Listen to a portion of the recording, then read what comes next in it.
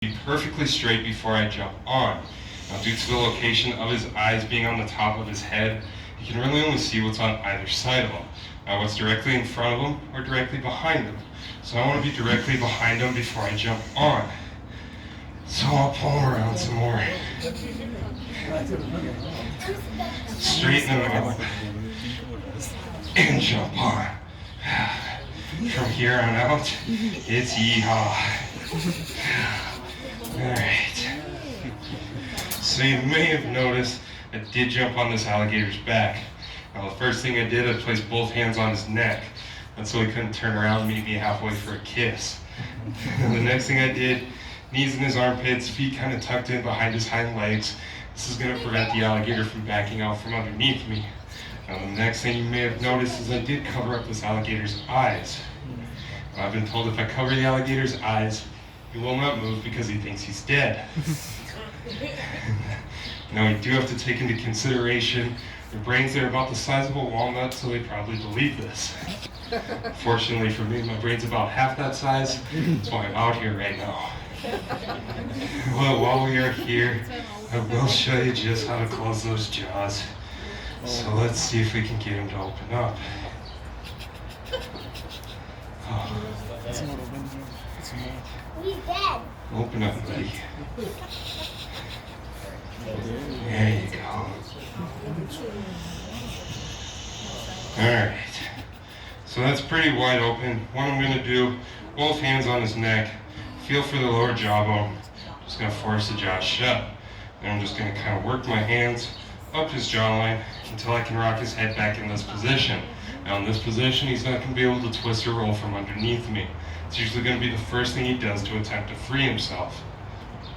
Alright. Oh, stay. Oh. Alright. So while we are here, I would like to point out a few of the alligator's adaptations. So let's see. Get him to open back up. So you may notice this alligator right here, maybe a couple others if they do have their mouths open as well, but you cannot see down the alligator's throat. Now this is due to the back of their tongues operating like valves, just allows them to open their mouths underwater without taking any water in. Now their nostrils, they're right here in the front of their snouts, also equipped with flaps that close as the animal submerges. And as I mentioned, their eyes, they are on the top of their head. It's a very good adaptation for hunting. Does leave them in a vulnerable position, so they do retract flat into their skulls. At that point, they're protected by this heavy bony ridge right here. Now when their eyes do open, they may appear to roll forward. Now this is a secondary eyelid. It's known as the nictitating membrane.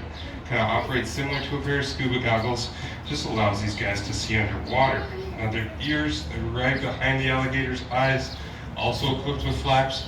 So as you guys can tell, they're well adapted for their aquatic lifestyles. Now alligators, they are amphibious reptiles, however they are not amphibians. Amphibians are going to be the frogs, toads, and salamanders. They do, however, spend a good amount of time in the water, some of that time even submerged underneath the water. So they can hold their breath for up to several hours at a time. And that length of time, it's just determined on how warm or cold the animal is. His activity level will just determine how fast he burns up that oxygen. Now, probably the most important thing of knowing how to wrestle an alligator is just knowing how to safely get off. So what we're going to do, we're going to cover up his eyes, kind of calm him down a little bit more. We're going to turn around, make sure none of his buddies have snuck up behind us. We're going to place both hands on his neck. We're going to jump off as fast as we can.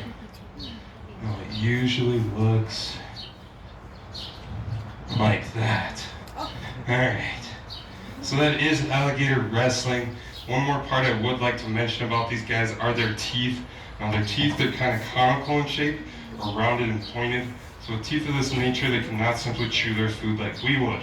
Instead, what they're going to have to do is they're going to have to bite on, they're going to shake their heads violently, tearing off chunks. Now if there's other equally hungry gators or crocs in the area, they too are going to bite onto that animal, tear off chunks of their own. So to give you guys an idea of just how they do eat, we do have some food back here. I'll show you just how they're fed.